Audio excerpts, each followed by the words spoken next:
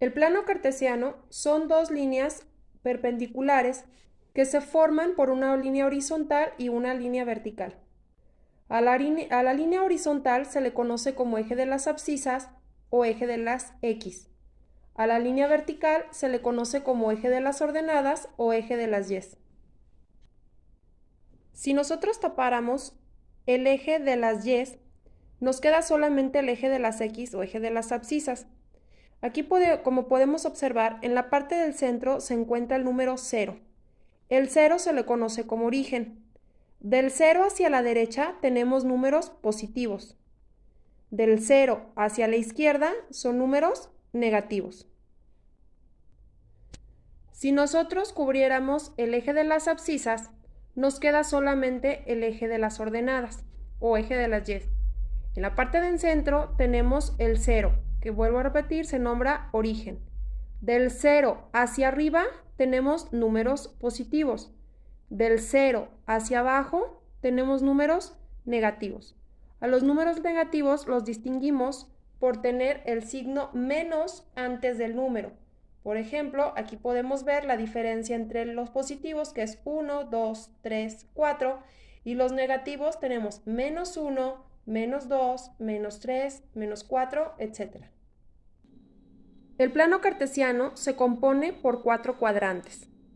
A cada cuadrante se le conoce con un número romano.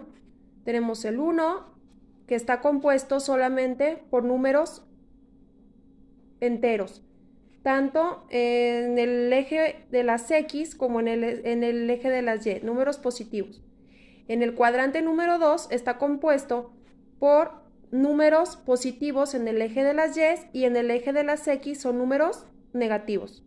En el cuadrante 3, tanto en el eje de las Y como en el de las X, está compuesto por números negativos.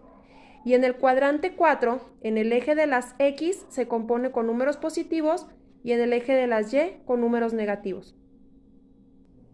Cuando trabajamos solamente con números positivos, estamos trabajando en el cuadrante número 1. En el plano cartesiano ubicamos las coordenadas. Las coordenadas están compuestas por un número que se ubica en el eje horizontal y otro en el eje vertical. Siempre vamos a ubicar primero en el eje horizontal, que sería el eje de las X. En este caso tenemos la coordenada 2 y la coordenada 5. A los dos números juntos se les nombra pares de ordenados. Y para poderlos escribir de manera correcta, siempre se deben de escribir entre paréntesis y separados por una coma. Y siempre el eje de la X debe de ir primero. Vamos a explicar aquí cómo se ubican las coordenadas en el plano cartesiano. Tenemos aquí un par de ordenadas en donde tenemos el 8 y el 3. Como explicamos, siempre se va a ubicar primero el número horizontal. En este caso sería el 8, que pertenece al eje de las X, y el 3, que pertenece al eje de las Y. Cuando trazamos el plano cartesiano no es necesario hacer todas las líneas. Aquí lo hice como punto de referencia para que se puedan ubicar. En el par de ordenadas 8, 3, tenemos entonces que primero vamos a partir del 0, que es el origen, y dijimos que primero se va a ubicar el número horizontal. Entonces, vamos a partir del origen a ubicar primero el número 8. El número 8 es, como es positivo, en este plano cartesiano que tenemos los 4 cuadrantes, nos vamos a ir entonces hacia la derecha con los números positivos. Ubicamos primero el número 8 y luego la siguiente coordenada, que sería el 3. En este caso, el 3 está en el eje de las Y. Si nosotros trazáramos una línea imaginaria en donde se cruzan ambas líneas, esa es la coordenada. Aquí pondríamos un puntito como referencia y esta sería la coordenada 8, 3. Tenemos aquí otro par de ordenadas en donde tenemos un número negativo. El número negativo lo puse con rojo para diferenciarlo. Tenemos menos 3,8. Para ubicarlo en el plano cartesiano volvemos a partir del punto 0, el origen. Como es la primera coordenada tenemos es un número negativo, es menos 3, no me voy a ir hacia el lado derecho, sino en este caso me voy a ir hacia el lado izquierdo, porque están los números negativos, sería menos 3, y luego voy a ubicar el número positivo, que sería 8. Sería en el eje de las Y, que aquí lo tenemos.